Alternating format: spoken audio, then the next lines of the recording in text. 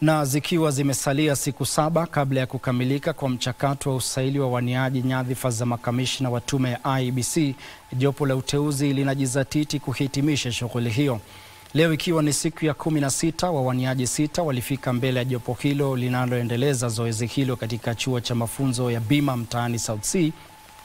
Kila moja bila shaka akitetea uadilifu, uzoefu na maono yake kuhusiana na mchakato wa uchaguzi wenye uwazi.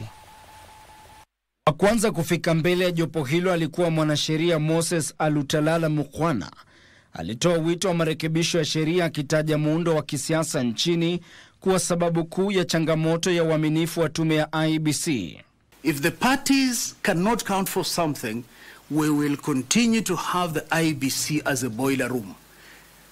It cannot be that IEBC is the problem. Chesoni was here, Isaac was here, Kivuit was here, Fula Chebukati, God rest his soul in peace. It cannot be that they were all wrong. It is the system, it is the ecosystem that within which we are operating. Wa pili kufika mbele jopo hilo alikuwa Moses Lemayan Noseli, mkurugenzi wa masuala ya teknolojia katika kituo cha Huduma Kenya.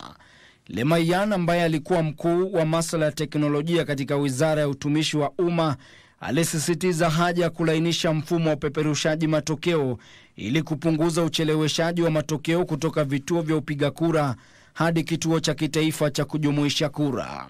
Human intervention introduces delays, it introduces doubt as to what is happening, and therefore if we eliminate human intervention along the transmission process, we will reduce the delay. Mustafa Mohamed Ibrahim ambaye ni naibu mkurugenzi wa utafiti katika tume ya utumishi wa umma aliangazia uzoefu wake wa miaka 18 katika tume hiyo, kuanzia kuhamisha Wakenya kutoka nchini Libya hadi kusimamia majukumu ya serikali yenye shinikizo kubwa.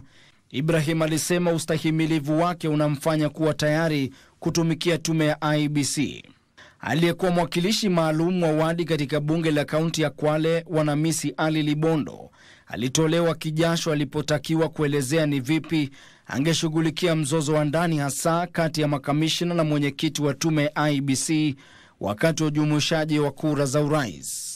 If we can have a strong risk management framework, one that identifies and as a commission, because we come from, we've done so many elections as an institution, then we should be able to bring all these issues on board on what can affect elections or the commission, and how do we mitigate such a risk if they do occur.